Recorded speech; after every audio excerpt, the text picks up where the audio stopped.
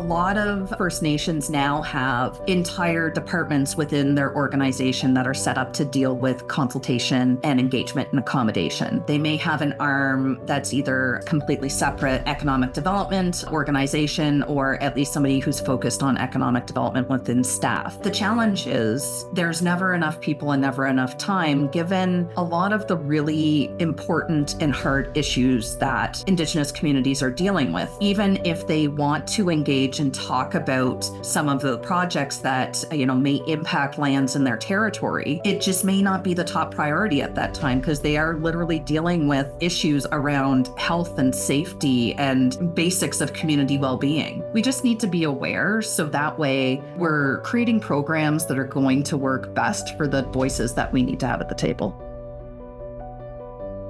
For the industry associations, we're called upon to help with the engagement and consultation programs. They may have designed the program already. They're now in the moment of developing and delivering the program. And there's components to that they want assistance with. Around the record of consultation, we have team members that are specialized in stakeholder management systems such as Praxis and Borealis and State Tracker. They just want data entry on the volumes of engagement logs that come in on behalf of the project. In other cases, it's introductions, initial engagement, and the relationship development. They want to be the primary holders of that relationship between the client and the communities, and we just usually do initial introductions and engagement around that. And there's other levels where they want us to actually manage the Indigenous participation plan. And in those ones, it's a wider suite of services associated with training, with education, with commercial opportunities.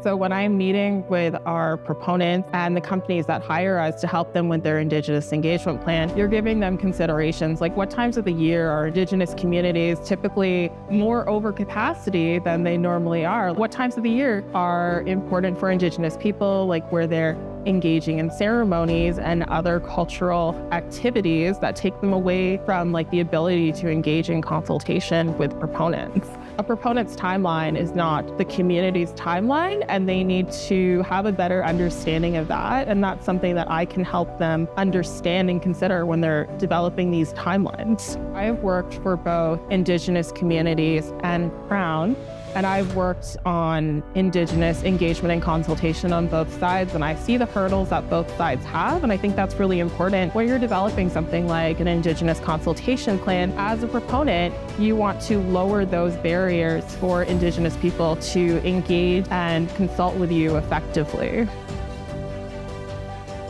A lot of communities feel as though you only show up when you want something, and it's true. You need to start with relationship building. Putting in that time to break bread together, to spend time together, to be on the land together can just result in better understanding of each other's priorities, and it can really result in a much more meaningful and purposeful engagement program. You're already starting from that space of mutual understanding, as opposed to having to understand that before you can even get into what could be difficult conversations around what a project might do.